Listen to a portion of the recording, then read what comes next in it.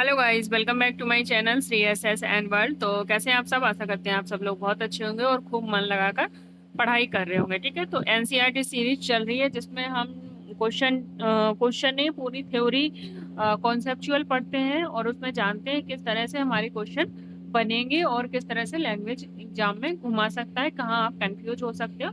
इन सब चीज़ों पर डिटेल में चर्चा की जाती है इस क्लास में। ठीक है, अगर क्लास आपको पसंद आती है तो लाइक शेयर सब्सक्राइब करते रहिएगा। ठीक है, तो टाइम वेस्ट ना करते हुए बढ़ते हैं अपने चैप्टर की ओर। तो आज देख पा रहे हो आप, हमारा है कौन सा चैप्टर? थर्ड चैप्टर, ग्रामीण क्षेत्र पर शासन चलाना। यानी कि जो हमारा ग्रामीण क्षेत्र है उस पर हम कैसे शासन चलाते हैं, किस तरह से यहाँ चीजें चल रही हैं, तो इन सब के बारे में बात करने वाले हैं। ठीक है, बढ़ते हैं आगे।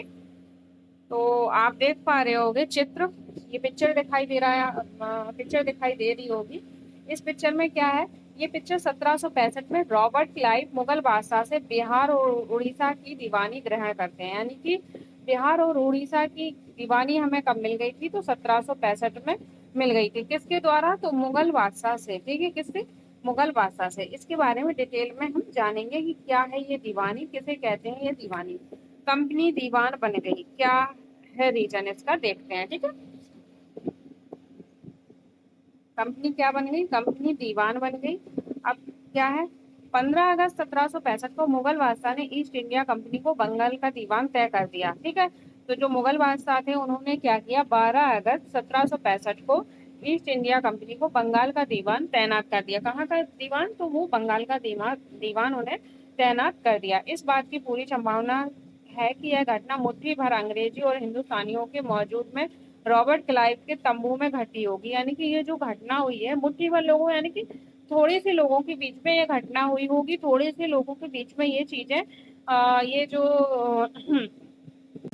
ये जो डिसीजन लिया गया होगा, थोड़े से लोगों के बीच में लिया गया हो। क्यों? अगर ज्यादा लोगों के बीच में लिया जाता तो ऑब्जेक्शन उठाया जाता, पर ये गुपचुप, कहते हैं ना कि गुपचुप रूप से एक निर्णय ले लिया गया होगा। ठीक है, आगे बढ़ते हैं। लेकिन ऊपर दिए गए चित्र में इस घटना का एक भव्य समारोह के रूप में दिखाया गया है। यह चित्र उस चित्रकार ने बनाया है जिसे रॉबर्ट क्लाइव ने अपने जीवन की यादगार घटनाओं को चित्रित करने का जिम्मा सौंपा था। बंगाल की दीवानी हाथ आ जाना अंग्रेज के लिए निश्चय है। ये क्या थी? एक बड़ी घटना थी। क्या थी? एक बड़ी घटना हो जाती है। दीवान के तौर पर कंपनी अपने नियंत्रण वाले भूभाग के आर्थिक मामलों की मुख्य शासक बन गई। यानी कि जो कंपनी है, जैसे दीवान बने इंग्लिश, यानी कि अंग्रेज जैसे दीवान बने, तो क्या हुआ? जो कंपनी अपने नियंत्रण वाले भूभाग के जो आर्थिक मामले थे उनकी क्या बन गई? मुख्य शासक बन गई। वहां से कैसे अर्थव्यवस्था चलानी है, कैसे कर वसूल करना है, ये सारी चीजें अब किसके हाथ में आ गई है? अंग्रेज के हाथ में आ गई। अब सोचो, जब अंग्रेजों के हाथ में कर वसूलना आ जाए तो किस कैसी कंडीशन होगी हमारे यहाँ की, सोच सकते हो ना। तो वही चीजें हैं, देखेंगे आगे। अब उसे अपनी जमीन पर शासन चलाने और आमदनी को व्यवस्थित करने का क्या है? रास्ता ढूंढना था। इसके लिए उसे एक ऐसा रास्ता ढूंढना था जिससे कंपनी के बढ़ते खर्चों को पूरा करने के लिए काफी आमदनी जुटाई जा सके। व्यापारिक कंपनी के नाते उसे यह ख्याल भी रखना था कि वह अपनी जरूरत की चीजें खरीदती और बेचती रहे। यानी कि जो खर्चा हो, जो चीज मतलब जो खर्चा आ रहा है यहाँ पे, वो क्या करे? कंपनी यहीं से वसूले और यहीं का खर्चा निकाल सके। यानी कि यहीं की ऐसी चीजें करे जिससे कि यहाँ के मतलब यहाँ कुछ ऐसा काम करे जिससे कि उसे कंपनी का जो खर्चा है वो निकाल सके। ठीक है, समय के साथ साथ, एक मिनट, समय के साथ साथ कंपनी को यह भी समझ में आने लगा कि उसे सावधानी से आगे बढ़ना होगा। बाहरी ताकत होने की वजह से उसे उन लोगों को भी शांत रखना होगा जो गांव देहात में पहले शासन चला चुके थे और जिनके पास अभी भी कभी काफी ताकत है और सम्मान था। यानी कि कंपनी एक बहुत ही क्या कर रही है? बहुत ही सोच समझ कर कदम रख रही है। वो जो लोग पहले शासन चलाते थे, रजवाड़े लोग थे, उनको भी शांत रखना है। जो अपोजिशन में, यानी कि जो कंपटीशन में कंपनियां हैं, उनके साथ भी हमें डील करके यानी शांतिपूर्वक बढ़ना है। तो ये सारी चीजें एक साथ सोचकर कंपनी आगे बढ़ रही थी। ठीक है, ऐसे जो लोग स्थानीय सत्ता में रह चुके हैं उन्हें नियंत्रित करना तो जरूरी था, लेकिन उन्हें खत्म नहीं किया जा सकता।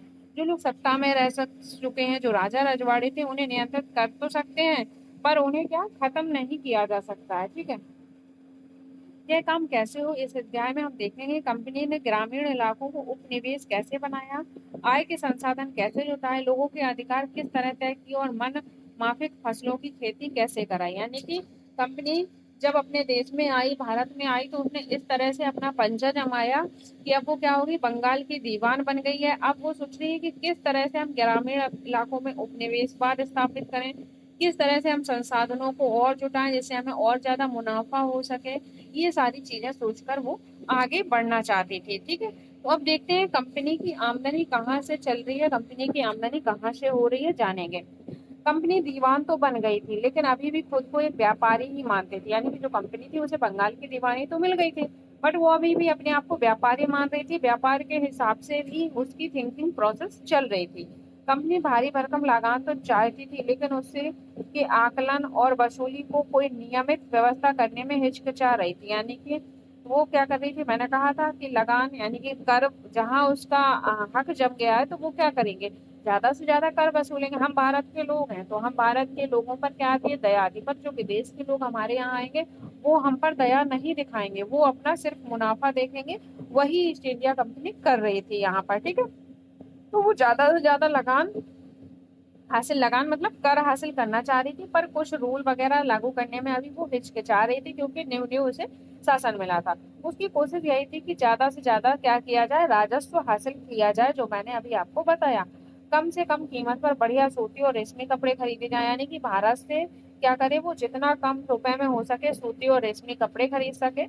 इसी कारण 5 साल के भीतर बंगाल में कंपनी द्वारा खरीदे जाने वाली चीजों का कुल मूल्य दोगुना हो चुका था। यानी कि जो 5 साल में उसने चीजें खरीदी थी उस कंपनी के द्वारा, उनका क्या हो गया था, मूल्य दुगना हो गया था। यानी कि अगर उसने 5 रुपए में चीज खरीदी है तो वो कितने, 10 रुपए उसका मूल्य हो चुका था। फिर 1765 में पहले कंपनी ब्रिटेन में सोना और चांदी का आयात करती है, यानी कि 1765 से पहले, यानी 1765 में नहीं, उसके पहले कंपनी क्या कर रही थी, ब्रिटेन से सोने और चांदी का आयात करती थी और इन चीजों के बदले सामान खरीदती थी। यानी कि जो कंपनी थी वो ब्रिटेन से सोना चांदी का आयात करके और इनके बदले, यानी सोना चांदी के बदले ही सामान खरीदती थी। अब बंगाल में इकट्ठा होने वाले पैसे ही निर्यात के लिए चीजें खरीद सकते हैं। यानी कि अब वो क्या कर रहे हैं, भारत के पैसे से ही भारत की चीजों को खरीदते हैं और वहां जाकर अपना पैसा बनाते हैं। यानी कि अपना पैसा खर्च नहीं कर रहे हैं, भारत से ही पैसा कमा रहे हैं और उसी पैसे से वहां से चीजें खरीदते हैं और जाके विदेशों में डबल रेट पर बेचते हैं। तो इनका हर तरह से क्या हो रहा है, प्रॉफिट हो रहा है। ठीक है, पहले क्या करते थे, पहले वो ब्रिटेन से सोना चांदी मंगाते थे, उसके बदले में चीजें खरीदा करते थे। अब वो ऐसा नहीं कर रहे, क्योंकि उन्हें बंगाल की दीवानी मिल गई है, वहां से कर वसूल रहे हैं, लगान वसूल रहे हैं, पैसा आ रहा है, उसी पैसे से चीजें खरीद के वो विदेशों में बेच रहे हैं। तो इस तरह से ये चीजें चल रही थी। अब क्या है, आगे देखेंगे। जल्द ही यह जाहिर हो गया कि बंगाल की अर्थव्यवस्था एक गहरे संकट में फंसती जा रही थी। कारीगर गांव छोड़कर भाग रहे थे, क्योंकि उन्हें बहुत कम कीमत पर अपनी चीजें कंपनी को जबरन बेचनी पड़ती थी। किसान अपना लगान नहीं चुका पा रहे थे, कारीगरों को उत्पादन गिर रहा था और खेती क्या होने लगी, चौपट होने लगी। यानी कि जब तुम कर ज्यादा लगा दोगे, किसानों, हर चीज महंगी है, किसानों को खेती करने के लिए पैसे नहीं है, ऋण लेके वो खेती करते हैं और उस पर इतना ज्यादा लगान लगा दिया जाता है कि वो किसान क्या करते हैं, सिर्फ खेती से अपना लगान ही चुका पा रहे हैं। तो क्या होगा, वहां की अर्थव्यवस्था डगमगाएगी, वहां के लोग क्या हो जाएंगे, दुखी हो जाएंगे। तो इस तरह से ये चीजें सारी चल रही थी। तो इनको आप रिलेट करके पढ़ना है, इन्हें रटना नहीं है। ठीक है, क्या है देखेंगे। बंगाल स्थित मुर्शिदाबाद एक साप्ताहिक हाट था, यानी कि बंगाल में स्थित जो मुर्शिदाबाद था वो क्या था, एक साप्ताहिक हाट था। ग्रामीण इलाकों के किसान और कारीगर अपनी चीजें बेचने और जरूरत की चीजें खरीदने के लिए नियमित रूप से बाजारों में आते थे। आर्थिक संकट के समय इन बाजारों पर क्या हुआ, बहुत बुरा असर पड़ा। यानी कि जब आर्थिक संकट आ जाएगा, जब लोगों के पास पैसे ही नहीं रहेंगे, तो लोग कहाँ से बाजार घूमेंगे और कहाँ से चीजें खरीदेंगे। तो ये सारे संकट देश पर वहां बंगाल में आए। जब उन्हें क्या हुआ, बंगाल की दीवानी किन्हें प्राप्त हुई, अंग्रेजों को कब मिली, 1765 में। ठीक है, इसके बाद 1765 की दीवानी मिलने के बाद जब ये सारी चीजें चल रही है, खेती चौपट हो रही है, लगान इतना हो रहा है कि किसान खेती नहीं कर पा रहे हैं। जब किसान खेती नहीं कर पा रहे, खेती चौपट हो जाएगी, खेती नहीं की जाएगी, नहीं हो पाएगी, तो क्या होता है, खेती पे अकाल पड़ता है। तो 5 साल बाद यानी कि 1765 में दीवानी का अधिकार दिया गया और आपका 1770 में क्या पड़ा, बंगाल में अकाल पड़ा, जिससे 1 करोड़ लोगों की मौत हुई थी। कितनी, 1 करोड़ लोगों की मौत हुई थी और लगभग 1/3 आबादी क्या हो गई थी, बंगाल की समाप्त हो गई थी। सबसे बड़ा अकाल। ठीक है, ध्यान रखना, 1765 में आपको दीवानी का अधिकार, बंगाल की दीवानी का अधिकार अंग्रेजों को मिल गया था और मुगल बादशाह ने दिया था। और उसके 5 साल बाद यानी कि 1770 में वहां पर अकाल पड़ा और 1 करोड़ से ज्यादा लोग की मौत हुई, यानी कि 1/3 लोग वहां मारे गए थे। अब खेती सुधार की जरूरत, यानी कि खेती सुधार की जरूरत क्यों पड़ी ये जानेंगे। अगर अर्थव्यवस्था संकट में थी तो क्या कंपनी अपनी राजस्व आय के बारे में आश्वस्त रह सकती थी? कंपनी के ज्यादातर अफसरों को यह लगने लगा था कि जमीन में निवेश करना और खेती में सुधार लाना क्या है, जरूरी है। यानी कि जो जमीन अकाल वगैरह पड़ रहा है उससे क्या हो रहा था, अंग्रेजों की आमदनी घट रही थी, तो उन्हें लगा कि जमीन को क्या करना चाहिए, जमीन में पैसे निवेश करने चाहिए और उन पर सुधार लाने की हमें जरूरत है। आगे बढ़ेंगे। यह काम किस तरह किया जा सकता है, इस सवाल पर 2 दशकों तक बहस चली। यानी कि जो ये सवाल था कि हमें क्या करना चाहिए कि जमीन पर निवेश करना चाहिए, जमीन को अच्छा उपजाऊ बनाना चाहिए, तो इस तरह के चीजों को कैसे किया जाए, इस पर कितने साल तक बहस की गई, 2 साल तक बहस की गई। आखिरकार कंपनी ने 1793 में स्थायी बंदोबस्त लागू किया। ठीक है, इंपॉर्टेंट है, पूछ लेगा कि स्थायी बंदोबस्त कब लागू किया गया, तो आपका हो जाएगा 1793 को स्थायी बंदोबस्त लागू किया गया। कब? 1793 को। ठीक है, हाईलाइट कर लीजिएगा आप है। बंदोबस्त, इस बंदोबस्त की शर्तों के हिसाब से राजाओं और तालुकदारों को जमींदारों के रूप में मान्यता दी गई। यानी कि जो स्थायी बंदोबस्त था उसमें क्या किया गया, बंदोबस्त की शर्तों के हिसाब से जो तालुकदार थे उनको जमींदारों के रूप में मान्यता दी गई। किन्हें? राजाओं और तालुकदारों को। उन्हें क्या करना था, राजाओं और तालुकदारों को क्या करना था, किसानों से लगान वसूल और कंपनी को राजस्व चुकाने का जिम्मा दिया गया और उनकी ओर से चुकाई जाने वाली राशि स्थायी रूप से तय कर दी गई। यानी कि जो राजा और तालुकदार हैं उनकी ओर से जो राशि थी, जो पेमेंट था, वो क्या कर दिया गया, स्थायी कर दिया गया कि आपको हर महीने 15,000 रुपए चुकाने हैं। तो वो 15,000 रुपए कंपनी को चुकाएंगे, तय है। अब उससे ज्यादा वो जितना कमा सकते हैं वो कमा लें। तो इस चक्कर में जो जमींदार थे, राजा थे, यानी कि तालुकदार और राजा थे, वो ज्यादा से ज्यादा किसानों से क्या करते थे, कर वसूलते थे और उन्हें अंग्रेजों को दे देते थे और जो बचता था वो अपने लिए रख लेते थे। तो ध्यान रखेंगे, स्थायी बंदोबस्त में कर कौन वसूलता था, क्वेश्चन बन जाता है कि स्थायी बंदोबस्त में कर कौन वसूलता था, तो राजा और तालुकदार या जमींदारों को कर वसूलने के लिए कहा गया था। ठीक है, कब की बात है, 1793 की। फिर आगे बढ़ते हैं। इसका मतलब यह था कि भविष्य में कभी भी उसमें इजाफा नहीं किया जाना था। अंग्रेजों को लगता था कि इससे उन्हें नियमित रूप से राजस्व मिलता रहेगा, जमींदारों को जमीन में सुधार के लिए खर्चा करने का प्रोत्साहन मिलेगा। उन्हें लगता था क्योंकि राज्य की ओर से राजस्व की मांग बढ़ने वाली नहीं थी, इसलिए जमींदार बढ़ते उत्पादन से फायदे में रहेंगे। यानी कि जमींदार क्या करेंगे, फायदा उठाएंगे, जो हमने अभी आपको ये चीजें समझाई हैं। ठीक है, आगे बढ़ते हैं। मान लीजिए कोई हम गाड़ी खरीदते हैं, ठीक है, कोई हमने गाड़ी खरीदी और हमने क्या किया, उसे किराए पे लगा दिया, किसी को ड्राइवर को दे दिया, उससे कह दिया मुझे हर महीने 20,000 रुपए दे दिया करो आप बस। ठीक है, और वो क्या करेगा, 20,000 हमें देगा और उससे ऊपर कमाने की कोशिश करेगा। वो 5,000, 10,000, 2,000 जितना कमाएगा वो अपना प्रॉफिट रखेगा। तो वो क्या करेगा, जो गाड़ी है उस गाड़ी को इतना चलाएगा कि गाड़ी की तुम्हारी गति बिगड़ जाएगी, और किस कारण, वो अपने प्रॉफिट के कारण। तो सेम यहाँ पर जो राजा है, जो तालुकदार है, सेम यहाँ पर यही चीजें करेंगे। जो स्थायी राशि है वो कंपनी को देंगे और ज्यादा से ज्यादा प्रॉफिट कमाने के चक्कर में भूमि को अच्छा रखेंगे और जमींदार उत्पाद के फायदे जो भूमि को अच्छा उपजाऊ बनाएंगे और उससे ज्यादा से ज्यादा फायदा उठाने की कोशिश करेंगे। चार्ल्स कॉर्नवालिस जिस समय स्थायी बंदोबस्त लागू किया उस समय कॉर्नवालिस बंगाल का गवर्नर जनरल था। तो क्वेश्चन पूछ लिया जाता है कि जब स्थायी बंदोबस्त लागू किया गया तो कौन गवर्नर जनरल था, तो कॉर्नवालिस बंगाल का गवर्नर जनरल था। इंपॉर्टेंट हो जाता है, ध्यान रखना। ठीक है, तो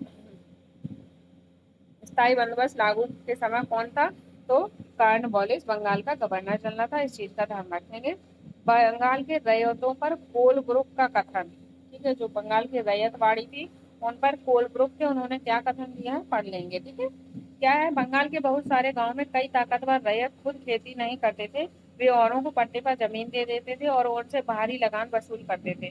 1860 में एस टी कोलब्रुक, कौन, 1860 में, एक मिनट, 1860 में एस टी कोलब्रुक ने काश्तकारों की स्थिति इन शब्दों में बयान की। क्या, बटाई की भारी शर्तों और मवेशियों, बीज, आजीविका व कर्जों के बदले बेगारी से दबे ये काश्तकार खुद को कर्ज से कभी बाहर नहीं निकाल सकते जब उन्हें जीने को भी पूरा नहीं मिलता तो भयानक हालत में वे दिल लगाकर काम कैसे कर सकते हैं, ना ही उन्हें अपनी हालत सुधारने की उम्मीद थी। यानी कि जो चीजें चल रही थी उन पर वो कितनी भी मेहनत कर लें, उन्हें क्या है, वो अपने आप को ऋण से मुक्त नहीं कर पा रहे थे, चीजों को अच्छे से मतलब कितनी भी अच्छी तरह से मेहनत करके खेती कमा ले, पर उन पर इतना ऋण का भार होता था, इतना कर्जा होता था, इतनी ब्याज दर पे कर्ज मिलता था कि वे अपने आप को ऋण से उभार ही नहीं पा रहे थे। कभी कभी उन्हें तो खाने के लाले पड़ जाते थे, खाना भी नहीं मिलता था। बताइए, जब खाना नहीं मिलेगा, पेट भर के भोजन नहीं मिलेगा तो कैसे काम करेंगे मजदूर। तो ये सारी चीजें, अब समस्या क्या थी जानेंगे। मगर स्थायी बंदोबस्त ने भी समस्या पैदा कर दी। जो स्थायी बंदोबस्त था उसने भी क्या की, उसने भी एक समस्याएं पैदा की। क्या? कंपनी के अफसरों ने पाया कि अभी भी जमींदार जमीन में सुधार के लिए खर्चा नहीं कर रहे हैं। कंपनी देख रही है कि जमींदार जो है वो जमीन में सुधार के लिए खर्चा नहीं कर रहे हैं। क्यों? अगर खर्चा करेंगे तो उनका पैसा खर्च होगा, ठीक है, तो ज्यादा से ज्यादा प्रॉफिट के चक्कर में वो खर्चा करने का। असल में कंपनी ने राजस्व तय किया था, वह इतनी ज्यादा थी कि उसको चुकाने में जमींदारों को परेशानी हो रही थी। देखो, कंपनी भी चालाक है। कंपनी क्या कर रही है, उसने देख लिया कि हर महीने ज्यादा से ज्यादा 25,000 रुपए कमा सकते हो, तो उसने क्या किया, उसने 22,000 या 23,000 रुपए मिनिमम रख दिया कि आपको इतना हमें देना होगा, या 25,000 मिल सकता है आराम से, उन्होंने 26,000 रख दिया कि 26,000 रुपए मुझे देना है। तो जमींदार क्या करेंगे, जमींदार ज्यादा से ज्यादा पैसा देने के लिए मजदूरों यानी किसानों की हालत खराब करेंगे, किसानों से कर वसूलेंगे, और जब वो कर नहीं दे पाते तो खेती में सुधार के लिए पैसे कहाँ से लगाएंगे, क्योंकि सारा पैसा तो लगान के लिए चला जाता है कंपनी को। तो इस तरह की चीजें चल रही थी। आगे बढ़ते हैं। जो जमींदार राजस्व चुकाने में विफल हो जाता था उसकी जमींदारी ली जाती थी। यानी कि जो जमींदार राजस्व नहीं दे पाते थे उनके क्या करते थे, उनसे जमीन अंग्रेज छीन लिया करते थे। इस चक्कर में जमींदार सशक्त रहते थे, इतने सख्त रहते थे, किसानों के साथ मार पीट जैसे भी हो पैसा निकालते थे वो, ठीक है। बहुत सारी जमींदारियों को कंपनी बाकायदा नीलाम कर चुकी थी। 19वीं सदी के पहले दशक तक हालात बदल चुके थे, बाजार में कीमतें बढ़ी और धीरे धीरे खेती का क्या हुआ, विस्तार हुआ। कौन सी सदी में? तो 19वीं सदी में। इससे जमींदारों की आमदनी में तो सुधार आया, लेकिन कंपनी को कोई फायदा नहीं हुआ, क्योंकि कंपनी तो हमेशा के लिए राजस्व तय कर चुकी थी। यानी कि जब चीजें बढ़ रही हैं, दाम बढ़ रहे हैं, तो कंपनी ने तो हमेशा के लिए क्या किया था, अपना जो राजस्व था वो क्या कर दिया था, तय कर दिया था। इसलिए कंपनी को ना कोई फायदा ना नुकसान हो रहा था। ठीक है, आगे बढ़ेंगे। क्यों नहीं हो रहा था? क्योंकि उन्होंने राजस्व तय कर दिया था कि पर महीने या पर हफ्ते हमें इतने रुपए चाहिए बस, ठीक है, इसके आगे उसे कुछ नहीं चाहिए था। अब वह राजस्व में वृद्धि नहीं कर सकती थी, लेकिन जमींदारों को अभी भी जमीन की बेहतरी में कोई दिलचस्पी नहीं थी। उनमें से कुछ तो बंदोबस्त के शुरुआती सालों में ही अपनी जमीन गंवा चुके थे। जो बच्चे रह गए थे वह अब उन्हें भी बिना परेशानी और निवेश का खतरा उठाए थे। यानी कि जमींदार अभी भी क्या कर रहे थे, खेती सुधार में कोई पैसा इन्वेस्ट नहीं कर रहे थे, सिर्फ अपना ही भरण पोषण कर रहे थे, ठीक है। आगे बढ़ेंगे। अगर चीजें समझ में आ रही हैं तो लाइक शेयर सब्सक्राइब करते रहिएगा। तो स्थायी बंदोबस्त कब लागू हुआ था, बताइए बताइए बताइए। स्थायी बंदोबस्त 1793 में लागू हुआ था, और जब लागू किया गया था तो बंगाल का गवर्नर कौन था, तो कॉर्नवालिस बंगाल का गवर्नर हो जाता है, ठीक है। आगे देखते हैं। तो आमदनी की उम्मीद दिखाई दे रही थी। जब जमींदार किसानों को जमीन देकर उनसे लगान वसूल सकते हैं तो उन्हें जमीन सुधार की परवाह नहीं थी। दूसरी तरफ गांव में किसानों को यह व्यवस्था बहुत दमनकारी दिखाई दी। किसान को जो लगान चुकाना था वह बहुत ज्यादा था, जमीन पर उसका अधिकार सुरक्षित नहीं था। लगान चुकाने के लिए अक्सर महाजन से कर्जा लेना पड़ता था। अगर यह लगान नहीं चुक पाता था तो पुश्तैनी जमीन से बेदखल कर दिया जाता था। यानी कि जो किसान थे उनसे उनसे जो उनसे कर बहुत ज्यादा लिया जाता था, इतना ज्यादा लिया जाता था कि उन्हें महाजन लोग जो थे उनसे कर्जा लेना पड़ता था। और अगर लगान नहीं चुका पाते थे तो जो उनकी पुश्तैनी जमीन थी उनसे उन्हें बेदखल कर दिया जाता था किसानों को। तो इस चीज का आप ध्यान रखेंगे, पूछ सकता है कि स्थायी बंदोबस्त में अगर किसान लगान नहीं चुका पाते थे तो क्या उनकी पुश्तैनी जमीन से उन्हें बेदखल कर दिया जाता था, तो ये हो जाएगा राइट। अगर स्टेटमेंट में दे देता कि पुश्तैनी जमीन से उन्हें दखल नहीं किया जाता था तो ये स्टेटमेंट रॉन्ग हो जाएगा, ठीक है। तो इस चीज का आप ध्यान रखेंगे। अब ये महाल क्या है जानेंगे।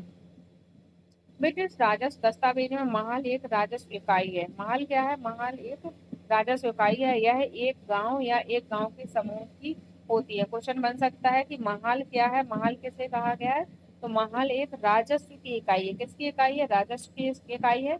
यह एक गांव या एक गांव के समूह की होती है। ठीक है, अब स्थायी बंदोबस्त के बाद एक नई व्यवस्था लागू की गई। अब वो नई व्यवस्था क्या थी जानेंगे। ठीक है, 19वीं सदी की शुरुआत में, कब की बात कर रहे हैं, 19वीं सदी की शुरुआत में कंपनी के बहुत सारे अधिकारियों को इस बात का यकीन हो चुका था कि राजस्व बंदोबस्त में दोबारा बदलाव लाना क्या है, जरूरी है। जब कंपनी को शासन और व्यापार में अपने खर्चे चलाने के लिए और पैसे की जरूरत हो तो स्थायी रूप से राजस्व तय करने करके काम कैसे चला सकती है। यानी कि वो कह रही है कंपनी कि जब कंपनी को शासन और व्यापार के खर्चे के चलते पैसों की जरूरत हो तो स्थायी रूप से राजस्व तय करके काम नहीं चलेगा। यानी कि जो उन्होंने स्थायी बंदोबस्त में राजस्व फिक्स कर दिया गया था कि इतना ही राजस्व हमें चाहिए, तो अब वो क्या कर रही है कि फिक्स करके राजस्व कैसे काम चलेगा, कभी कभी खर्चे ज्यादा हो जाते हैं, तो इस चक्कर में हमें राजस्व भी तो बढ़ाना पड़ता है, नहीं बढ़ाना पड़ता है। तो क्या किया कंपनी ने, जानेंगे।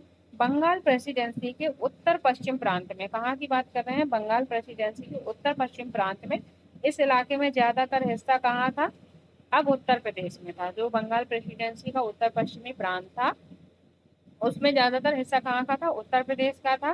के लिए हॉल्ट मैकेंजी, कौन, हॉल्ट मैकेंजी ने एक नई व्यवस्था लागू की, व्यवस्था की तैयार किया जिसे 1822 में लागू किया गया।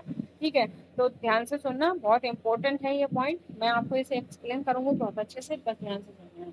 क्या कह रहा है कि बंगाल प्रेसिडेंसी के उत्तर पश्चिम प्रांतों में के लिए हॉल्ट मैकेंजी ने नामक अंग्रेज ने एक नई व्यवस्था तैयार की जिसे 1822 में लागू किया गया। मैकेंजी को विश्वास था कि उत्तर भारतीय समाज में गांव एक महत्वपूर्ण सामाजिक संस्था है और उसको बचाए रखना चाहिए। उसके आदेश पर कलेक्टरों ने गांव-गांव का दौरा किया और जमीन की जांच की, खेतों को मापा, विभिन्न समूहों के रीत रिवाजों को दर्ज किया। एक गांव के एक ही खेत में अनुमानित राजस्व को जोड़कर हर गांव या हर ग्राम में महाल से वसूल, जो हमने अभी महाल पढ़ा था, महाल क्या होता है हमने आपको बता दिया है, राजस्व की छोटी इकाई, वसूल होने वाले राजस्व का हिसाब लगाया जाता था। इस राजस्व को स्थायी रूप से तय नहीं किया गया था, यानी कि जो राजस्व था इसे स्थायी रूप से तय नहीं किया गया था, बल्कि उसे समय समय पर संशोधन की गुंजाइश रखी गई। बल्कि इसमें क्या किया गया, समय पर संशोधन किया गया। राजस्व इकट्ठा करने और उस कंपनी को अदा करने की जिम्मेदारी की बजाय गांव के मुखिया को सौंप दिया गया। यानी कि जो राजस्व इकट्ठा करने का काम है, कंपनी को देने का काम है, वो जमींदारों को नहीं मिला, यहाँ किसे मिला, गांव के मुखिया को सौंपा गया। इस व्यवस्था को महालवाड़ी बंदोबस्त नाम दिया गया। ठीक है, इंपॉर्टेंट है, तो शॉर्ट में आपको बता देती हूँ जिससे आप कंफ्यूज ना हो। तो सबसे पहले महालवाड़ी व्यवस्था, महालवाड़ी व्यवस्था किसने लागू की, तो आपकी हॉल्ट मैकेंजी ने लागू की। किसने लागू की, तो आप देख पा रहे हो हॉल्ट मैकेंजी ने महालवाड़ी व्यवस्था लागू की। कब लागू की, तो ये 1822 में लागू की गई। कब, 1822 में लागू की गई। और कहाँ पर, तो बंगाल प्रेसिडेंसी के उत्तर पश्चिमी प्रांत में। ठीक है, और जो ये प्रांत थे ज्यादातर कहाँ का हिस्सा थे, तो ज्यादातर ये उत्तर प्रदेश का हिस्सा थे। इसमें क्या किया गया, इसमें जो लगान वसूलने का काम था वो अब जमींदारों को नहीं दिया गया। यानी कि जो लगान वसूलने का काम था वो जमींदारों को ना देकर अब कौन लगान वसूल रहे थे, तो वहाँ के मुखिया लगान वसूल रहे थे। कौन, मुखिया लोग वहाँ के लगान वसूल रहे थे। और जो महाल थी, महाल क्या थी, राजस्व की सबसे एक छोटी इकाई थी जिसे एक गांव या एक गांव के समूह को जोड़कर दिया जाता था। ठीक है, तो महालवाड़ी बंदोबस्त के बारे में आप जान गए होंगे। स्थायी बंदोबस्त, महालवाड़ी बंदोबस्त बहुत ही इंपॉर्टेंट है, इनसे क्वेश्चन बनता है, आप लोग इसे ध्यान से पढ़िएगा। ठीक है, तो महालवाड़ी किसने, हॉल्ट मैकेंजी ने 1822 में। आगे बढ़ते हैं, मुनरो व्यवस्था। अब मुनरो की क्या व्यवस्था थी उसे भी जान लेंगे। ब्रिटिश नियंत्रण वाले दक्षिण भारतीय इलाकों में, कौन से इलाकों में, दक्षिण भारतीय इलाकों में स्थायी बंदोबस्त की जगह नई व्यवस्था अपनाने का प्रयास किया गया। अभी कहाँ पर थी, अभी कहाँ की गई थी, तो अभी की गई थी आपकी उत्तर पश्चिम प्रांतों में। तो आपको दिशाओं का बहुत ज्यादा से ज्यादा ध्यान रखना है, यहीं से आपको कंफ्यूज कर देगा। उत्तर पश्चिम की जगह दक्षिण में महालवाड़ी व्यवस्था हॉल्ट मैकेंजी ने 1822 में लागू की थी। पूरा स्टेटमेंट सही है, बस उत्तर पश्चिम की जगह दक्षिण डाल दिया और गलत हो जाएगा आपका यहाँ। तो आपको ध्यान से पढ़ना पड़ेगा, दिशाओं को ध्यान में रखना पड़ेगा, दिशाओं से क्वेश्चन घुमाता है 100%, और आपको ये ध्यान रख के जाना पड़ेगा। ठीक है, मैं बार बार इस चीज पर जोर देती हूँ क्योंकि मैंने ये चीजें टैकल की हुई हैं। ठीक है, तो ब्रिटिश नियंत्रण वाले दक्षिण भारतीय इलाकों में भी स्थायी बंदोबस्त की जगह नई व्यवस्था अपनाने का प्रयास किया गया। ठीक है, वहां पे भी स्थायी बंदोबस्त नहीं लागू किया जाना था। नई व्यवस्था क्या थी, वहां जो नई व्यवस्था विकसित हुई उसे क्या कहा जा रहा है, उसे रैयतवार या रैयतवारी नाम दिया गया। क्या दिया गया, रैयतवार या रैयतवारी। ठीक है, कैप्टन अलेक्जेंडर रीड ने टीपू सुल्तान के साथ चले युद्ध के बाद, यानी कि जो कैप्टन अलेक्जेंडर रीड ने क्या किया, टीपू सुल्तान से जो युद्ध था, जो हमने पहले पढ़ चुके हैं, के बाद कंपनी द्वारा कब्जे में लिए गए कुछ इलाकों में इस व्यवस्था का आजमा कर भी देख लिया था। यानी कि जो कैप्टन अलेक्जेंडर थे, उन्होंने जो टीपू के द्वारा युद्ध में जो जीते गए क्षेत्र थे, वहां पर इस व्यवस्था को एक प्रैक्टिस के तौर पे या एक क्या अजमा के मतलब एक क्या कहते हैं, प्रैक्टिस के तौर पर चीजें देख ली थी। ठीक है, फिर क्या हुआ, टॉमस मुनरो ने इस व्यवस्था को विकसित किया और धीरे धीरे पूरे दक्षिण भारत में व्यवस्था लागू कर दी गई। अब यहाँ से क्वेश्चन बनेगा, जो क्वेश्चन बनेगा वहां आपका माइंड नहीं गया होगा, मैं 100% कह सकती हूँ। पहला क्वेश्चन ये बनेगा कि रैयतवाड़ी व्यवस्था किसने लागू की थी, तो वो आपके हो जाते हैं टॉमस मुनरो। किसने, टॉमस मुनरो ने लागू की थी। फिर क्वेश्चन बन जाएगा कि टीपू सुल्तान के द्वारा जीते गए कुछ क्षेत्रों में रैयतवाड़ी व्यवस्था को आजमा कर किसके द्वारा देखा गया, तो वो कैप्टन अलेक्जेंडर रीड होंगे। या एक शोध के तौर पर किसने रैयतवाड़ी व्यवस्था को देखा, तो वो कैप्टन अलेक्जेंडर रीड थे। अब लागू दक्षिण भारत में किसने किया, तो वो आपके टॉमस मुनरो हो जाते हैं। इस चीज का आप ध्यान रखेंगे। आगे बढ़ते हैं। रीड और मुनरो को लगता था कि दक्षिण भारत में परंपरागत जमींदार नहीं है। जो रीड थे, अलेक्जेंडर रीड थे और मुनरो थे, उन्हें लग रहा था कि दक्षिण भारत में परंपरागत जमींदार नहीं है, इसलिए उनका तर्क यह था कि उन्हें सीधे किसानों से रैयत ही बंदोबस्त कराना चाहिए, जो पीढ़ियों से जमीन पर खेती करते आ रहे हैं। यानी कि उन्हें लग रहा था कि दक्षिण भारत में परंपरागत जमींदार नहीं है, तो इसलिए कंपनी ही सीधे क्या कर रही थी, किसानों से कर इकट्ठा कर रही थी, यानी कि राजस्व आकलन कर रही थी। ठीक है, आगे बढ़ेंगे।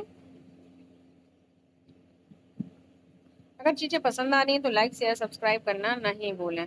राजस्व पहले से उन खेतों का सावधानी पूर्वक अलग से सर्वेक्षण किया जाना चाहिए। मुनरो का मानना था कि अंग्रेजों को पिता की बात किसान की रक्षा करनी चाहिए। तो मुनरो का कथन क्या था कि अंग्रेजों को पिता की बात जनता की या किसानों की रक्षा करनी चाहिए। इंपॉर्टेंट है, इसे याद रखेंगे, पूछ सकता है। ठीक है, आगे बढ़ेंगे। सब कुछ ठीक नहीं था, यानी कि इतनी सब चीजें होने के बाद भी सब कुछ ठीक नहीं चल रहा था। क्या था, नई व्यवस्था लागू होने के बाद महज कुछ साल के भीतर उनमें समस्याएं दिखाने लगी। जमीन से होने वाली आमदनी बढ़ने के चक्कर में राजस्व अधिकारियों ने बहुत ज्यादा राजस्व तय कर दिया था। किसान राजस्व चुका नहीं पा रहे थे, रैयत गांव से भाग रहे थे। बहुत सारे क्षेत्रों में गांव वीरान हो गए और आशावादी अफसरों को उम्मीद थी कि नई व्यवस्था किसानों को संपन्न और उद्यमशील बना देगी, लेकिन ऐसा नहीं हुआ, क्योंकि जो जमींदार जो अफसर थे वो ज्यादा से ज्यादा लगान वसूलने की कोशिश में किसानों को क्या कर रहे थे, परेशान कर रहे थे। इससे किसानों ने खेती करना ही छोड़ दिया और वहाँ क्षेत्र छोड़कर वो भाग गए। अब बात करते हैं यूरोप के लिए फसलें। क्या थी यूरोप के लिए फसलें, जानेंगे। अंग्रेजों ने यह महसूस किया कि ग्रामीण इलाके न केवल राजस्व प्रदान कर सकते हैं, बल्कि वहाँ यूरोप की जरूरतों के हिसाब से सही फसलें भी पैदा की जा सकती है। यानी कि अंग्रेजों के माइंड में अब एक चीज आई कि ये लोग हमें केवल राजस्व यानी कि कर ही नहीं दे सकते, बल्कि जो यूरोप में चीजों की जरूरत है फसलों की, उसे भी उगा सकते हैं। ऐसी चीजें उनके दिमाग में आई। जैसे कि 18वीं सदी की आखिरी में कंपनी ने अफीम और नील की खेती का पूरा जोर लगा दिया। इसके बाद 150 साल तक अंग्रेज देश के विभिन्न भागों में किसी ना किसी फसल के लिए किसान को मजबूर करते रहते थे। यानी किसानों को मजबूर करते रहते थे कि कोई ना कोई फसल उगाओ। जैसे अफीम है, नील है। बंगाल में क्या, बंगाल में उन्होंने पटसन उगाया। बहुत इंपॉर्टेंट है, यहाँ से क्वेश्चन पूछेगा, आप कंफ्यूज हो जाओगे ध्यान से। तो बंगाल में पटसन, असम में चाय और संयुक्त प्रांत यानी कि वर्तमान उत्तर प्रदेश में क्या है, गन्ना, पंजाब में गेहूं और महाराष्ट्र व पंजाब में कपास और मद्रास में क्या उगाया जा रहा है, चावल उगाए जा रहे हैं। ठीक है, तो ये खेती उगवाई गई। ठीक है, ध्यान रखना। बंगाल पटसन, असम चाय, संयुक्त प्रांत यानी कि जो वर्तमान उत्तर प्रदेश है वहां पर गन्ना और पंजाब में गेहूं और महाराष्ट्र पंजाब में क्या है, कपास और मद्रास में चावल उगवाए गए। ठीक है, यह कैसे किया गया, अंग्रेज ने अपनी जरूरत की फसलों की खेती को फैलाने के लिए कई तरीके अपनाए। आइए इसी तरह की एक फसल उत्पादन की एक ऐसी ही एक पद्धति को अच्छी तरह से समझे, यानी कि एक और है फसल उत्पादन की पद्धति, उसे समझते हैं। क्या रंग का कोई इतिहास है, यानी कि जो कलर दिखाई दे रहे हैं इनका भी कोई हिस्ट्री है, कोई इतिहास है? तो चित्र 5 और 6 में सूती कपड़े के छापे की तस्वीर, दो तस्वीरें दी गई हैं, एक तो आपकी ये तस्वीर है और एक आपकी ये है, ध्यान से देखिएगा। और बाईं तरफ चित्र 5 की तस्वीर में भारत में आंध्र प्रदेश के बुनकरों द्वारा बनाए गए कलमकारी छापे दिखाई दे रहे हैं, यानी कि जो चित्र नंबर 5 है ये वाला चित्र, इसमें जो भारत की कलमकारी के चित्र दिखाई दे रहे हैं, ठीक है। और आगे बढ़ेंगे। दूसरी तरफ ब्रिटेन के प्रसिद्ध कवि और कलाकार विलियम मॉरिस, कौन? विलियम मॉरिस द्वारा बनाए गए फूलों वाले छापे, दोनों छापों में एक बात समान है, दोनों ही गहरे नीले रंग का इस्तेमाल किया गया। इस इस्तेमाल को क्या कहा जाता है? नील कहा जाता है। क्या आप जानते हैं कि यह रंग किस तरह पैदा किया गया होगा, यानी कि जो नील है ये रंग कैसे पैदा किया गया होगा, यानी कि क्या की गई होगी? नील की खेती की गई होगी, इंडिगो की खेती की गई होगी। जानेंगे ये कैसे इंडिगो होता था, कैसे ये नील की खेती होती थी और इस पर कैसे इतिहास बना, क्या चीजें चल रही थी। इन छापों में आपको जो नीला रंग दिखाई दे रहा है वह नील नाम के एक पौधे से निकलता है। जो नीला रंग है वो कैसे बनता है? तो नील नाम के एक पौधे से निकलता है। इस बात की काफी संभावना है कि 19वीं सदी में ब्रिटेन में मॉरिस के छापों में इस्तेमाल किया गया नीला रंग भारत में उगने वाले नील पौधों से ही तैयार किया गया है। किससे? भारत के पौधे से। उस समय भारत दुनिया में नील का सबसे बड़ा उत्पादक स्रोत बना था, उस समय जब अंग्रेज थे भारत में, ठीक है। आगे बढ़ेंगे। भारत नील की मांग क्यों की गई, यानी कि भारतीय नील की मांग ही क्यों की गई? और कहीं भी नील बनवा सकते थे, उगवा सकते थे, जानेंगे। नील का पौधा मुख्य रूप से उष्णकटिबंधीय इलाकों में होता है, यानी कि उष्णकटिबंधीय, जहाँ पर धूप ज्यादा होती है, गर्मी ज्यादा होती है। आपने अगर ज्योग्राफी की मेरी क्लास देखी होगी तो आपको पता होगा उष्णकटिबंधीय क्षेत्र क्या होते हैं। तो नील का पौधा कहाँ होता है? उष्णकटिबंधीय इलाकों में होता है। 13वीं सदी तक इटली, फ्रांस और ब्रिटेन में कपड़ा उत्पादक कपड़े की रंगाई के लिए भारतीय नील का इस्तेमाल कर रहे हैं। तो जो ये देश थे इटली, फ्रांस, ब्रिटेन, वो जो भारतीय नील थी इन्हीं का कपड़ा रंगाई के लिए यूज कर रहे थे, ठीक है। इस चीज का आप ध्यान रखेंगे। आगे बढ़ते हैं।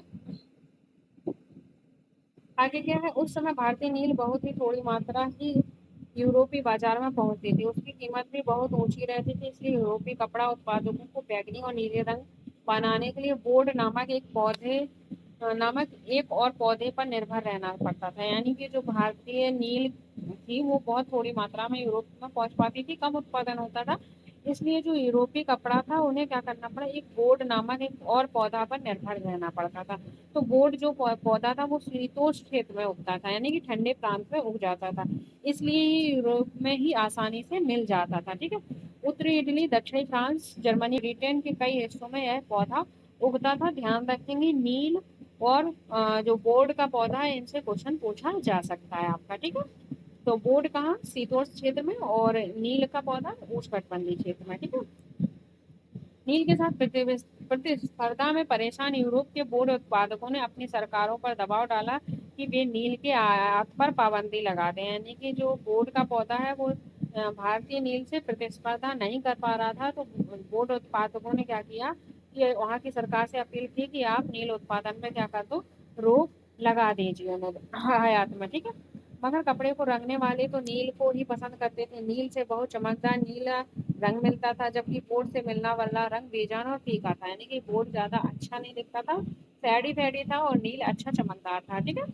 17वीं सदी तक आते आते यूरोपीय कपड़ा उत्पादकों ने नील के आयात पर लगी पाबंदी में ढील देने के लिए अपनी सरकार को राजी कर लिया, और कैरिबियाई द्वीप समूह स्थित सेंट डोमिंगो में फ्रांसीसी, ब्राजील में पुर्तगाल और जमैका में ब्रिटिश और वेनेजुएला में स्पेनिश लोग नील की खेती करने लगे। तो ध्यान से सुनना, यानी कि जो सरकार थी वहाँ की वो लोग मान गए आयात की पाबंदी के लिए, तो उन्होंने क्या किया, यहाँ के समूहों ने क्या किया? नील की खेती करने लगे। उत्तरी अमेरिका के भी बहुत सारे भागों में नील के बागान सामने आए, यानी कि उत्तरी अमेरिका में भी नील के बागान बनाए गए, ठीक है। बागान क्या होता है जान लेंगे, फिर आगे बढ़ेंगे। एक विशाल खेत जिस पर बागान मालिक बहुत सारे लोगों से जबरन काम करवाता था। कॉफी, गन्ना, तंबाकू, चाय और कपास आदि के विषय में बागानों का जिक्र किया गया है, ठीक है। तो एक बागान होता है विशाल खेत जिस पर मालिक लोगों से जबरदस्ती काम करवाते हैं और ये चीजें उगाई जाती हैं। आगे बढ़ेंगे। 18वीं शताब्दी की आखिरी तक भारतीय नील की मांगें और बढ़ गई। ठीक है, जो भारतीय नील की मांगें थी 18वीं शताब्दी तक और बढ़ गई। ब्रिटेन और औद्योगिकरण का युग शुरू हो चुका था और उसके उसके कपास उत्पादन में भारी इजाफा हुआ। अब कपड़ों की रंगाई की मांग और तेजी से बढ़ने लगी। जब नील की मांग बढ़ी तो उस दौरान वेस्ट इंडीज और अमेरिका से मिलने वाली आपूर्ति के कारणों में बंद हो गई। एक मिनट, एक मिनट। फिर 1783 और 1789 के बीच दुनिया नील का आधा नील उत्पादन आधा रह गया, यानी कि 1783 और 79 के बीच में जो नील का उत्पादन था दुनिया में आधा रह गया। ब्रिटेन के रंगरेज अब नील की आपूर्ति के लिए बेचैनी से किसी और स्रोत की तलाश तलाश में थे, यानी कि जो नील की खेती है अब वो और कहाँ से की जाए, इसकी आपूर्ति कैसे कम की जाए, तो इनकी तलाश में थी। यह नील कहाँ से मिल सकता था, ये सारी चीजें सोचने में लगे थे। अब भारत में ब्रिटेन की बढ़ती दिलचस्पी, यानी कि जो ब्रिटेन के लोग हैं भारत में दिलचस्पी बढ़ाई किस लिए, भाई नील की आपूर्ति है तो नील के लिए बढ़ाएंगे ना। ध्यान इतना तो आप माइंड लगा सकते हो ना इस चीज के लिए। ठीक है, अब जैसे क्या कह रहा है, यूरोप में नील की बढ़ती मांग को देखते हुए ईस्ट इंडिया कंपनी भी भारत में नील की खेती बढ़ाने के क्या करने लगी, रास्ते ढूंढने लगी। उसे पता था कि इससे क्या होने वाला है, इससे हमें मुनाफा होने वाला है। ठीक है, आगे बढ़ेंगे। बहुत ज्यादा गले में पेन हो रहा है बोलते बोलते। लाइक शेयर सब्सक्राइब करते रहिएगा गाइस प्लीज। 18वीं सदी के आखिरी दशकों से, ठीक है, बंगाल में नील की खेती तेजी से फैलने लगी। कहाँ पर, बंगाल में। ठीक है, तो 18वीं सदी से ध्यान से सुनना। 18वीं सदी के आखिरी दशकों में कहा बंगाल में नील की खेती तेजी से फैलने लगी। बंगाल में पैदा होने वाला नील दुनिया के बाजारों पर छा गया और 1788 में ब्रिटेन द्वारा आयात किए गए नील में भारतीय नील का हिस्सा केवल कितना था, लगभग 30% था। ठीक है, फिर 1810 में ब्रिटेन द्वारा आयात किए गए नील पर भारतीय नील का हिस्सा कितना हो चुका था, 95% हो चुका था, इतना बढ़ गया था। ठीक है, जैसे जैसे नील का व्यापार फैला कंपनी के अफसर और व्यवसायियों एजेंट नील के उत्पादन में पैसा लगाने लगे। समय बीतने के साथ साथ कंपनी के बहुत सारे अधिकारियों ने नील के अपने कारोबार पर ध्यान देने के लिए अपनी नौकरियां छोड़ दी। भारी मुनाफे की उम्मीद में स्कॉटलैंड, इंग्लैंड बहुत सारे लोग भारत आए, यानी कि इतनी नील बिक रही थी कि वहां के लोगों ने क्या किया, जॉब छोड़कर नील की खेती करने लगे, नील का व्यवसाय करने लगे। और देख रहे हो कहाँ से, स्कॉटलैंड, इंग्लैंड के लोग भी भारत आ गए, किस लिए, नील की खेती करने लगे। उन्होंने नील के बागान लगा लिए। जिनके पास नील की पैदावार के लिए पैसे नहीं था उन्हें कंपनी और नए नए बैंक कर्जा देने के लिए क्या रहते थे, तैयार रहते थे। नील की खेती कैसे होती है, यानी कि जो नील है भाई इसकी खेती कैसे की जाती है, भाई इसके लिए खेती भी होती है। नील की खेती का विद्रोह भी हुआ है, तो क्यों विद्रोह हुआ है ये सब चीजें हम आगे जानते चलेंगे, बस धीरे धीरे पढ़ते रहेंगे। नील की खेती के दो मुख्य तरीके थे, यानी कि दो मेन इंपॉर्टेंट तरीके थे, एक निजी और एक रैयती। ठीक है, नील की खेती एक निजी तौर पे, एक रैयती तौर पे की जाती थी। अब निजी खेती की व्यवस्था में बगान मालिक खुद अपनी जमीन पर, यानी कि निजी खेती की व्यवस्था में जो बगान मालिक होते थे वो खुद अपनी जमीन पर नील का उत्पादन करते थे। या तो जमीन खरीद लेते थे या दूसरे जमींदार को से भाड़े पर ले लेते थे और मजदूर को काम पर लगाकर नील की खेती करवाते थे। तो ये क्या होती थी, निजी खेती। ठीक है, निजी खेती और रैयती खेती में डिफरेंस पूछा जाता है, इस चीज का ध्यान रखेंगे। निजी खेती की अपनी क्या समस्याएं थे जानेंगे। ठीक है, बगान मालिकों को निजी खेती का क्षेत्र फैलाने में मुश्किल आ रही थी। नील की खेती केवल उपजाऊ जमीन पर की जा सकती थी। ऐसी जमीनों पर आबादी पहले ही बहुत ज्यादा थी, यहाँ वहाँ छोटे मोटे खेत ही उनके हाथ लग पाते थे। नील की खेती करने के लिए बहुत बड़े भूखंड की जरूरत थी। इस तरह की जमीनें उन्हें कहाँ से मिल सकती थी, उन्होंने नील की फैक्ट्री के इर्द गिर्द पट्टे पर जमीन लेने का प्रयास किया और वहां से किसानों को क्या किया गया, हटवा दिया गया। और इससे क्या हुआ, टकराव और तनाव पैदा हुआ। भाई जहां हम रह रहे हैं वो खेती उपजाऊ है, आपने कहा यहाँ से जाइए हम खेती करेंगे, तो हम लोग क्या करेंगे, हम लोग तो भाई आंदोलन करेंगे, टकराव करेंगे, लड़ाइयाँ करेंगे। तो वही चीजें अब होने लगी थी। ठीक है, मजदूर का इंतजाम करना भी आसान नहीं था। बड़े बगान के लिए बहुत सारे मजदूरों की जरूरत होती थी। मजदूरों की जरूरत भी सबसे ज्यादा उसी समय होती थी जब किसान क्या करते थे, किसान धन की खेती में क्या रहते थे, व्यस्त रहते थे। ठीक है, आगे बढ़ते हैं, एक बार ये बॉक्स पढ़ लेंगे फिर आगे जाएंगे। ये एक बार पिक्चर देख लीजिए आप ध्यान से, देख ली होगी। सेंट डोमिंगो में गुलामों की बगावत। ठीक है, कहाँ पर, सेंट डोमिंगो में गुलामों की बगावत, अगस्त 1791 में, जनवरी, स्कूदो हॉल्स्की का चित्र है ये। क्या है ये चित्र? 18वीं सदी में फ्रांसीसी बगान मालिकों ने कैरिबियाई द्वीप समूह में स्थित फ्रांसीसी उपनिवेशों में सेंट डोमिंगो में नील और चीनी का उत्पादन शुरू कर दिया था। कहाँ पर? सेंट डोमिंगो में। किसने? 18वीं सदी की ये कैरिबियाई द्वीप समूह में फ्रांसीसी उपनिवेशों ने। ठीक है। फिर क्या किया गया? इस बगानों में काम करने वाले अफ्रीकी गुलाम, कौन गुलाम? अफ्रीकी गुलाम को 1791 में बगावत पर उतारा। यानी कि जो ये नील की खेती फ्रांस लोग कर रहे थे, वहां पे जो अफ्रीकी गुलाम काम करते थे, उन्होंने 1791 में बगावत कर दी थी। उन्होंने बगान बगान जला दी और अपने धनी मालिकों को क्या किया? मार डाला। ठीक है, धनी मालिकों को मार डाला। 1792 में फ्रांस ने अपने उपनिवेशों में दास प्रथा समाप्त कर दी और इस घटना की वजह से कैरिबियाई द्वीप समूह नील की खेती ठप हो गई। अब क्वेश्चन बन जाएगा कि दास प्रथा कब समाप्त हुई फ्रांस में? तो 1792 में। ठीक है, इस चीज का ध्यान रखेंगे। आगे बढ़ते हैं। गुलाम क्या होते थे? गुलाम आप सब जानते हो। ठीक है, गुलाम किसे कहा जाता है? ऐसे व्यक्ति जो किसी दास स्वामी की संपत्ति होता है। गुलाम के पास कोई आजादी नहीं होती, उसे अपने मालिक के लिए क्या करना होता था? काम करना होता था। मन हो या ना हो, आपको काम करना ही पड़ेगा। तो आई होप चीजें आपको समझ में आ रही होंगी। अगर आ रही हैं तो लाइक शेयर सब्सक्राइब करते रहिएगा और आराम से पढ़ते रहिएगा। ठीक है, और जो मैंने स्ट्रेटजी वीडियो डाली है उन्हें एक बार देख लीजिएगा, जिससे आपको बहुत ही फायदा होने वाला है। लास्ट टाइम पे भी आप सीटेट क्लियर कर सकते हो उस वीडियो को देखकर, तो जरूर देखिएगा। ठीक है। बड़े पैमाने पर निजी खेती के लिए बहुत सारे हल बैल की जरूरत होती थी। 1 बीघा नील की खेती के लिए 2 हल चाहिए थे। यानी कि 1 बीघा जो खेती होती थी, अगर जो खेती से रिलेटेड होगा वो बीघा जानता होगा, तो 1 बीघा के लिए क्या होता था? 2 हल की जरूरत होती थी। इसका मतलब यह था कि अगर किसी बगान मालिक के पास 1000 बीघा जमीन है, तो उसे क्या हो? 2000 बैल की जरूरत पड़ती थी। हलों को खरीदना, उनका रख रखाव एक बड़ी समस्या थी। किसानों में भी हल नहीं मिल सकते थे, उन्हें अपने लिए इन चीजों की जरूरत होती थी। जिस समय नील उत्पादों को जरूरत होती थी, उसी समय किसानों के हल बैल भी चावल की खेती में क्या होते थे? व्यस्त होते थे। ठीक है, आगे बढ़ेंगे।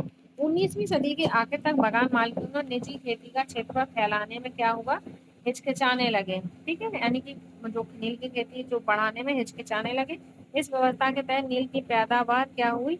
25% तक कम जमीन आती थी। बाकी जमीन रैयती व्यवस्था के अंतर्गत आती थी। यानी कि निजी खेती, यानी कि हम खुद अगर खेती करेंगे तो हमें इतनी सारी सुविधाओं की जरूरत है, तो इतनी सारी सुविधाएं ना कर पाने के चक्कर में जमीन जो निजी लोग थे वो खेती करने से हिचकिचाने लगे। और लास्ट तक आते आते 25% सिर्फ निजी खेती होती थी। बाकी जमीन किस में जाने लगी? रैयती में जाने लगी। अब जानेंगे रैयती क्या, यानी कि नील खेती की 2 मुख्य विशेषता थी, एक निजी एक रैयती। तो निजी हमने पढ़ ली है, अब हम रैयती पढ़ेंगे। यहाँ से क्वेश्चन बनता है निजी क्या होता है, रैयती क्या होता है। अब बीघा पढ़ लेते हैं, जिन्हें नहीं पता है वो जान जाएंगे।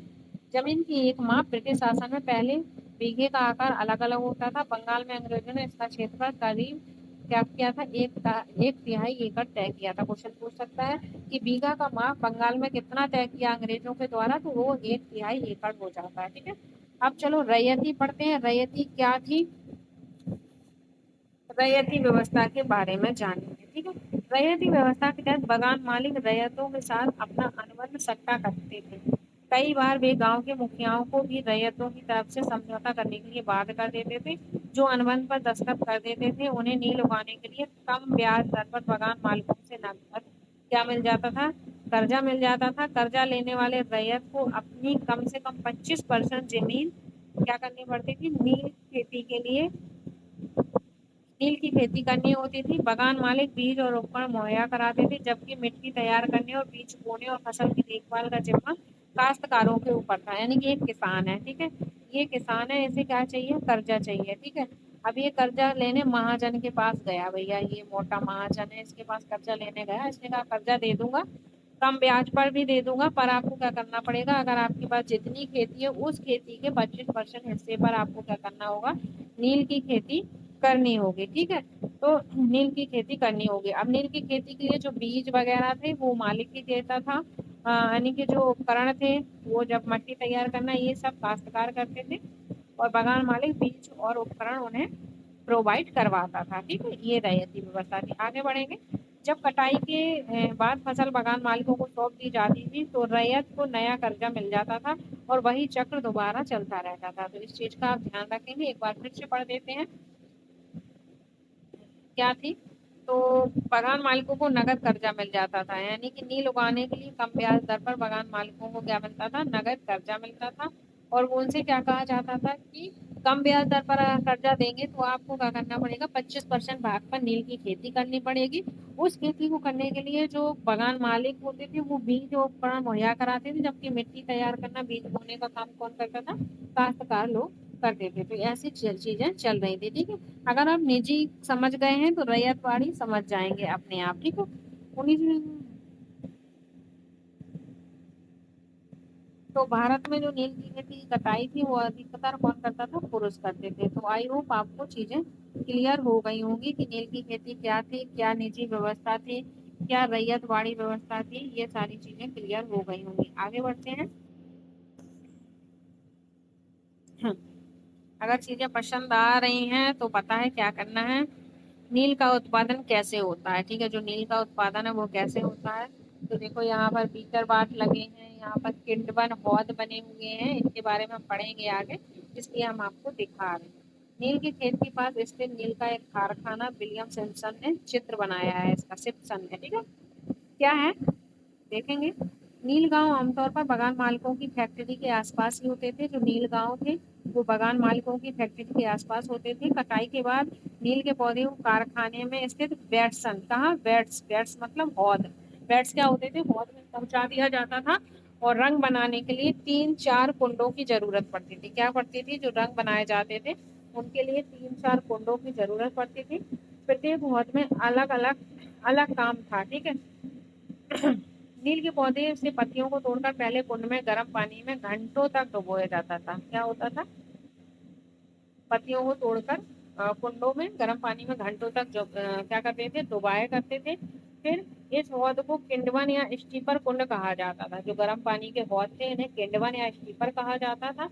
जब पौधे किंडवन हो जाते थे तो द्रव में बुलबुले उठने लगते थे। अब सड़ी हुई पत्तियों को निकाल दिया जाता था और द्रव को एक और हौद में छान दिया जाता था। दूसरा हौद पहले हौद के ठीक क्या होता था, नीचे होता था। ठीक है, आगे बढ़ेंगे। दूसरे हौद को क्या कहा जाता था, बीटर बॉट। इस गोल को लगातार हिलाया जाता था और पेंडलों से खंगाला जाता था, पेंडलों से खंगाला जाता था। जब यह द्रव हरा और बाद में नीला हो जाता था तो हौद को चूने का पानी डाला जाता था। धीरे धीरे नील की पपड़ियां नीचे जम जाती थी और उस साफ द्रव को निकाल आता था। ठीक है, द्रव को छानकर अलग कर लिया जाता था और नीचे जमी नील की गाद, नील की लुगदी जो नीचे जम जाती थी, नील की गाद या लुगदी, उसे दूसरे कुंड में निरा दूसरे कुंड यानी कि निर्धारण कुंड में डाल दिया जाता था। इसके बाद उसे निचोड़कर बिक्री के लिए सुखा दिया जाता था। तो ये प्रोसेस आपकी क्या थी, नील बनाने की प्रोसेस थी। सबसे पहले क्या होता था, सबसे पहले आपको क्या करना पड़ता था, पत्तियों को तोड़कर एक उबलते हुए पानी के हौद में डाला जाता था जिसे किंडवन और स्टीपर कुंड कहा जाता था। फिर वो पत्तियां जैसे ही मतलब पक जाते थे, बुलबुले होते, सड़ी पत्तियों को क्या किया जाता था, हटा दिया जाता। अब उस द्रव को एक और हौद में, यानी कि जो द्रव मिला है पहले वाले प्रोसेस से, फिर उसको दूसरे हौद में डाल दिया जाता था। दूसरे हौद को क्या कहते थे, बीटर बोर्ड कहा जाता था। तो बीटर बोर्ड से मिलाया जाता था, पेंडलों से खड़काया जाता था। फिर यह द्रव हरा नीला हो जाता था। फिर क्या किया जाता था, इसमें नंबर 3 पे इसमें चूना डाला जाता था। क्या डाला जाता था, चूना डाला जाता था। फिर धीरे धीरे पपड़ियां नीचे जम जाती थी, फिर छान कर ऐसे करें लुगदी वगैरह निकाल कर ऐसे ये प्रोसेस से ये चीजें बनाई जाती थी। मैं प्रोसेस इसलिए समझा रही हूँ क्योंकि सीरीज में प्रोसेस पूछ लेता है कैसे कैसे क्या चीजें होंगी। ठीक है, आगे बढ़ते हैं। बिक्री के लिए नील तैयार है। यहाँ आप उत्पादन की आखिरी व्यवस्था को देख सकते हैं। दबाकर सांचे में डाल दी गई नील की लुगदी को काटकर मजदूर उन पर मोहर लगा रहे हैं और पीछे वाले हिस्से में मजदूर उन टुकड़ों को सुखाने के लिए क्या कर रहे हैं, ले जा रहे हैं। ठीक है, ऐसी चीजें चल रही थी। आगे बढ़ेंगे। नील के पौधे को हौद तक औरतें ढोकर ले जाती थी, यानी कि जो नील का पौधा है वो हौद तक ले जाने के लिए कौन था, तो वो औरतें ढोकर ले जाती थी। हौद में घोल हिलाने वाला या खड़ा नील मजदूर हौद में पड़े घोल को हिलाने के लिए इस्तेमाल होने वाला पैडल लिए खड़े हैं। ये इस पैडल से नील को हिलाया जाता था। इन मजदूरों को 8 घंटे से भी ज्यादा तक कमर तक भरे नीले गोल में खड़े रहना पड़ता था। ठीक है। वाट, वाट एक किण्वन अथवा संग्रहण पात्र होता था। जो वाट था वो किण्वन या संग्रहण पात्र होता था। आई होप आपको नील बनाने की प्रोसेस समझ में आ गई होगी और इसे सीरीज वाइज आप एग्जाम हॉल में टैकल कर सको अगर क्वेश्चन आता है तो। ठीक है, आगे बढ़ते हैं। जो किसान पहले इस कर्जों से बहुत आकर्षित थे, उन्हें जल्दी ये समझ में आ गया कि यह व्यवस्था कितनी कठोर है। यानी कि जो किसान इस कर्जे से आकर्षित हो रहे थे, कम ब्याज दर पर किसान वो मिल रहा है, कर्जा मिल रहा है, ले लो 25% पर खेती कर दो, बहुत ज्यादा खुश हो रहे थे। पर उन्हें समझ में आ रहा था कि यह व्यवस्था कितनी कठोर है। उन्हें नील की जो कीमत मिलती है वह बहुत कम थी और कर्जों का सिलसिला कभी खत्म नहीं होने वाला था। समस्या और भी थी। बगान मालिक चाहते थे कि किसान अपने सबसे बढ़िया खेतों में नील की खेती करें, लेकिन नील के साथ परेशानी यह थी कि उसकी जड़ें बहुत गहरी होती थी और वह मिट्टी की सारी क्या करती थी, ताकत खींच लेती थी और नील की कटाई के बाद धान की खेती इस पर नहीं की जा सकती थी। तो ये सारी समस्याएं उत्पन्न हो रही थी। ठीक है, अगर क्वेश्चन आता है कि नील की खेती से क्या समस्याएं आती हैं, तो ये समस्याएं उत्पन्न हो रही थी। अब नील विद्रोह हुआ। क्यों हुआ आप जान सकते हो। जब प्रॉब्लम आएगी चीजों में तो नील विद्रोह भी होगा। मार्च 1859 में बंगाल के हजारों रैयतों ने नील की खेती करने से इनकार कर दिया। ठीक है, तो बंगाल के कितने हजारों रैयतों ने कब, मार्च 1859 यानी 1859 में नील की खेती करने से इनकार कर दिया। जैसे जैसे विद्रोह फैला, रैयतों ने बगान मालिकों को जो लगान चुकाने से भी इनकार कर दिया। वे तलवार, भाले, तीर कमान लेकर नील की फैक्ट्रियों पर हमला करने लगे। औरतें अपने बर्तन लेकर लड़ाई में कूद पड़ी। बगान मालिकों के लिए काम करने वालों का एक सामाजिक बहिष्कार कर दिया गया। बगान मालिकों की तरफ से लगान वसूली के लिए आने वाले गुमस्ता गुमस्ता या एजेंटों की क्या करने लगे, वो लोग पिटाई करने लगे और रैयत ने कसम खा ली ना ही वो नील की खेती से कर्जा लेंगे और ना ही बगान मालिकों के लठियालों यानी कि लाठीधारों गुंडों से डरेंगे। ठीक है, किसान लोगों ने ये किया। आगे बढ़ते हैं। नील के किसान चुप बैठने को तैयार नहीं थे। क्यों, उन्हें बगावत की ताकत कहाँ से मिली। इसमें कोई शक नहीं है कि नील की खेती अत्यंत दमनात्मक थी, लेकिन जो लोग दबे होते हैं वे हमेशा बगावत नहीं करते। ऐसा कभी कभी ही होता है। यानी कि जो बगावत हो रही है कहीं से, तो उन्हें हवा पानी मिल रही होगी जब तो बगावत कर रहे हैं। ठीक है, जानेंगे। 1859 में नील रैयतों को लगा कि बगान मालिकों के खिलाफ बगावत में उन्हें स्थानीय जमींदार और मुखियाओं का भी समर्थन मिल सकता है। यानी कि जो स्थानीय जमींदार था उनका भी समर्थन मिल सकता है। बहुत सारे गांव में जिन मुखियाओं से नील के अनुबंध पर जबरन दस्तखत कराए गए थे, उन्होंने ही नील किसानों को इकट्ठा किया और लठियालों के साथ आमने सामने की लड़ाई लड़ी। ठीक है, कौन लोग सपोर्ट कर रहे थे, तो बहुत जमींदार और मुखिया इनका सपोर्ट कर रहे थे। ठीक है, आगे बढ़ेंगे। कई स्थानों पर रैयतों को बगावत के लिए उकसाते हुए जमींदार गांव गांव घूमने लगे। जमींदार इस बात से परेशान थे कि बगान मालिकों की ताकत बढ़ती जा रही है और बगान मालिक जबरन लंबे समय के लिए उनसे क्या कर रहे हैं, जमीन ले लेते थे। नील के किसानों को ये भी लग रहा था कि अंग्रेजी सरकार भी संघर्ष में उनका साथ देगी। ठीक है, तो नील जो किसान थे उन्हें भी लग रहा था कि जो अंग्रेजी सरकार है वो भी किसानों का साथ देगी।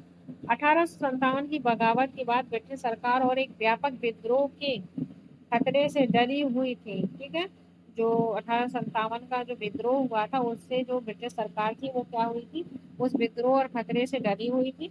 जब नील की खेती वाले जिलों में एक और बगावत की खबर फैली तो लेफ्टिनेंट गवर्नर थे वो 1859 में सर्दियों के इलाकों का दौरा दौरा किया और रैयतों को लगा कि सरकार उनकी दुर्दशा से परेशान है। बरसात में मजिस्ट्रेट एस्ले ईडन ने एक नोटिस जारी किया। कब, बरसात में। किसने, मजिस्ट्रेट एस्ले ईडन ने नोटिस जारी किया कि जिसमें कहा गया था कि रैयतों को नील के अनुबंध बनाने के लिए मजबूर नहीं किया जाएगा। इस नोटिस के आधार पर लोगों में यह खबर फैल गई कि रानी विक्टोरिया नील की खेती क्या करनी चाहती हैं,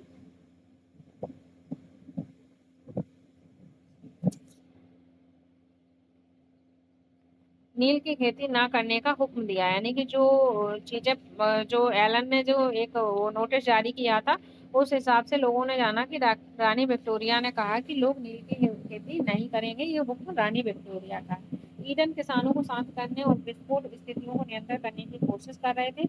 उसकी कार्यवाही किसानों ने अपने विद्रोह का समर्थन मान लिया। यानी कि जो किसान थे उन्होंने उनकी कार्रवाई को अपने विद्रोह का समर्थन मान लिया। यानी कि वो सोच रहे थे जो ईडन है वो हमारा क्या कर रहे हैं, समर्थन कर रहे हैं। ठीक है, आगे बढ़ेंगे।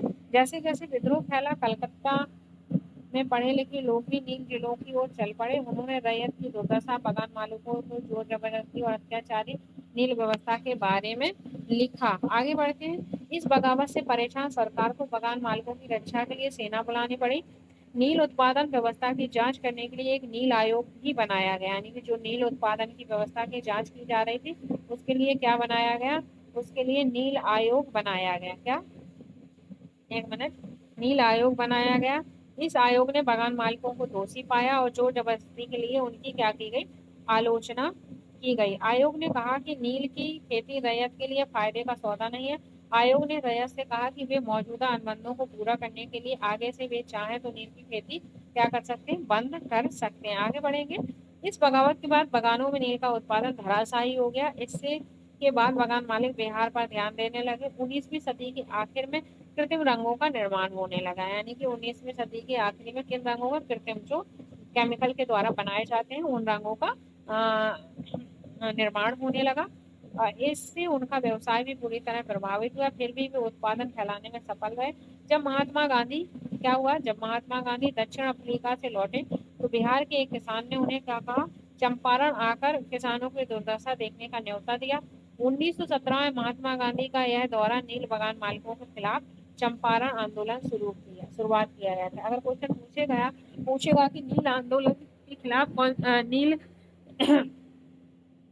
नील बगान मालिकों के खिलाफ कौन सा आंदोलन शुरू किया गया, तो वो चंपारण आंदोलन हो जाता है। कब, 1917 में। किसके द्वारा, तो महात्मा गांधी जी के द्वारा। आगे आगे है, भीख मांग लूंगा परंतु नील नहीं लगाऊंगा। ये क्या था, चांदपुर थाना हरदी के एक नील काश्तकार हाजी मुल्ला से मंगलवार 5 जून 1860 में नील आयोग के सदस्य ने बात की। हाजी मुल्ला ने कुछ सवालों के इस तरह जवाब दिए। ठीक है,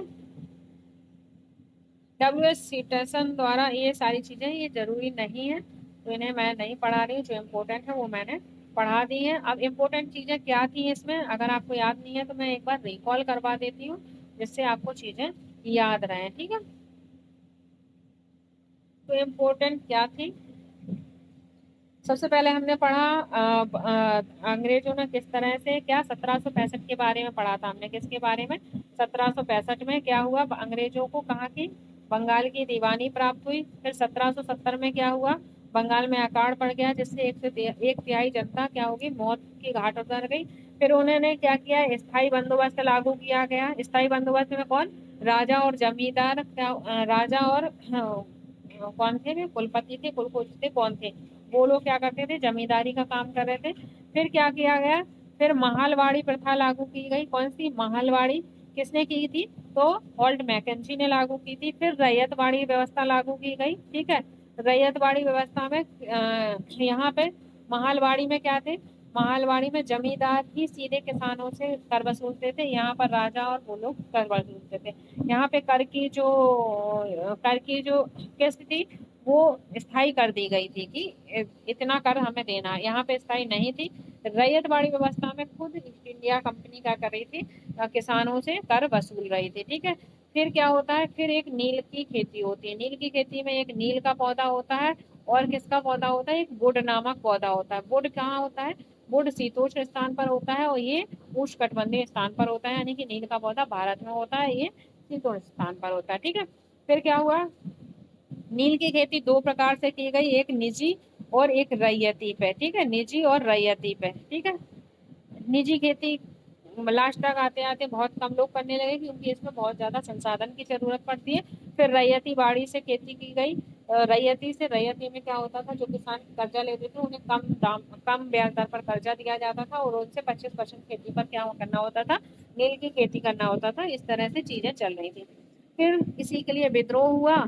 फिर 1917 में गांधी जी क्या हुए, चंपारण गए और वहां पे उन्होंने नील नील विद्रोह के लिए कौन सा आंदोलन शुरू किया, चंपारण आंदोलन शुरू किया। और किसके बुलाने पर गए थे, ये आप मुझे बताएंगे कमेंट बॉक्स में, मैं आपको पढ़ा चुकी हूँ। तो ये थी आज की पूरी क्लास। आई होप आपको चीजें समझ में आ गई होंगी। अगर आई हैं तो क्लास को लाइक शेयर सब्सक्राइब करिएगा। And thank you guys, take care and bye bye.